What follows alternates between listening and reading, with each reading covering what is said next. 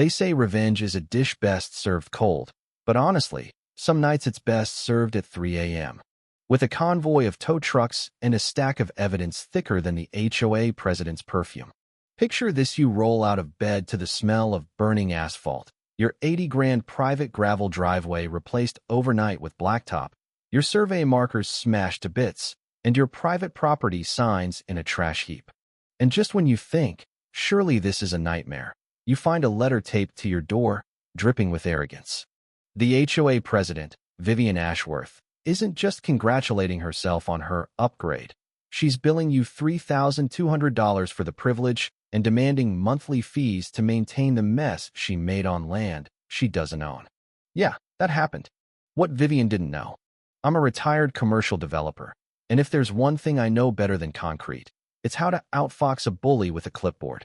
My name's Garrett Rockwell, and let me tell you how paradise in the Texas Hill Country turned into a war zone and how we turned the tables, one legal booby trap at a time. 3 years ago, after decades working my tail off in Dallas, I bought this little slice of heaven for my family: 3 acres, rolling hills, songbirds in the evening, and crucially, a separate access road that was never part of Willowbrook Commons or its HOA. The old rancher who sold it to me was nobody's full carve that rode out back in the 80s to keep busybodies at bay, and I paid extra for the privilege. My wife Elena, a high school principal with nerves of steel, and my daughter Sophia, who just wanted a little peace and quiet for college prep, settled right in. For a while, life was sweet until Vivian Ashworth rolled in. Now, if you've never met an HOA president who wields her position like a sledgehammer, count yourself lucky. Vivian is the kind of woman who carries a grass ruler in her purse and refers to herself as community management. Her real job? Inflating property values for her real estate gig, squeezing homeowners with emergency assessments, and waging war on bird feeders. Within months, she was running the subdivision like her own personal fiefdom, suing neighbors over mailbox colors and giving herself awards for leadership. The trouble started when Vivian decided my private driveway was an eyesore for her grand entrance vision. One morning, a construction crew was laying down asphalt where my gravel used to be, tossing my survey stakes in a pile like broken toothpicks. The foreman flashed a work order signed by Vivian herself: Community Access Improvement Project. Never mind that the land wasn't hers to touch. Next thing I know, she's installing pillars, shiny plaques, and her little empire's logo right at my property line. I stormed down to the HOA office, still in my work boots. Vivian looked up from her mountain of real estate trophies, smiling like she'd just won the lottery.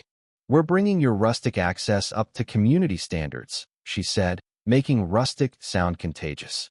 She waved a plot map with my road highlighted in neon, labeled Future Community Thoroughfare. When I asked for proof the previous owner agreed to this, she just shrugged. Dead men don't argue, I guess.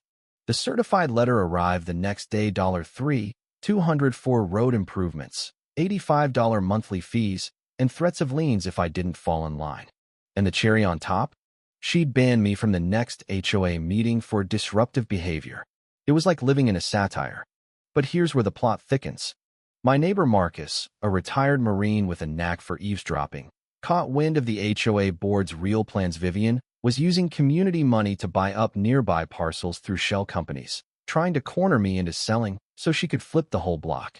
When I dug into the deeds, the old rancher had written language so ironclad it should have been chiseled in stone. My road was private, forever, never to fall under HOA rule. Of course, Vivian upped the pressure. Security guards started patrolling the road, stopping my car, asking for ID on my own property. She ramped up the gossip mill, had Elena cornered at the store by concerned neighbors, and let teenagers use our driveway as a skateboard park to wear me down. I filed complaints with the county, who promptly slapped a stop work order on her pretty new pillars. Vivian's permits, as it turned out, were as fake as her community spirit. Then came the legal salvos. Threatening letters from a firm that once handled my business sale, now accusing me of destroying community property for replacing my own survey markers. At this point, I'd had enough. I hired a land surveyor, dropped $3,200, the same amount she billed me, and started building a war room. My old friend Rex, a retired sheriff's deputy, began digging into public records. Turns out, Vivian's shell companies were buried in debt. counting on expanded HOA fees from forcibly absorbed landmine. Vivian's next move was pure intimidation.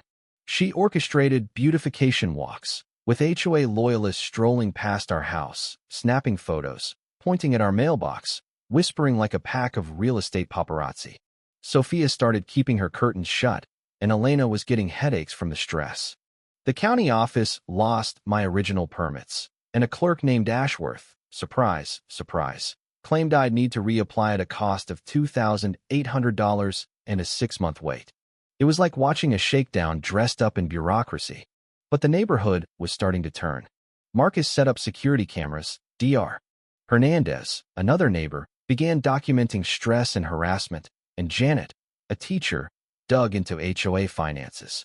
What they uncovered was a pattern. Vivian had been lowballing holdout homeowners, sabotaging their properties, and then picking up their land for a song.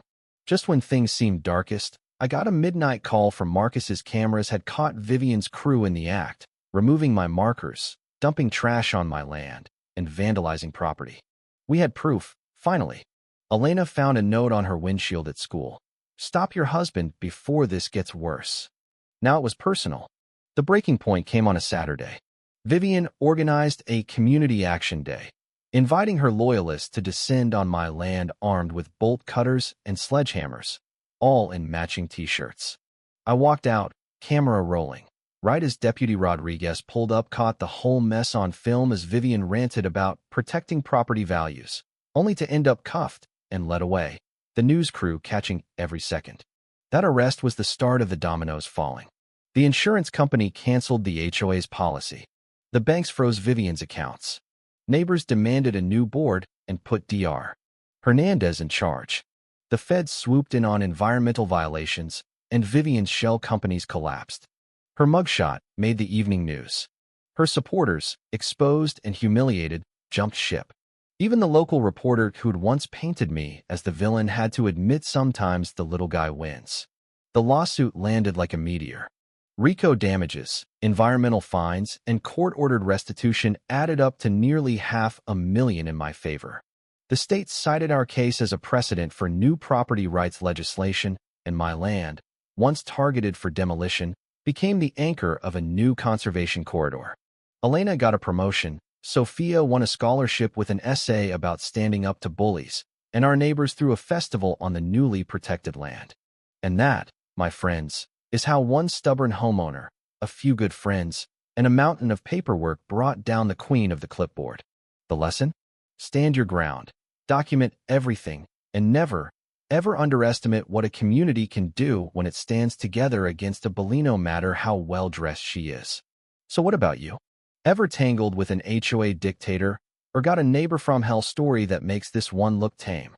Drop it in the comments. I want to hear your wildest tales of property justice.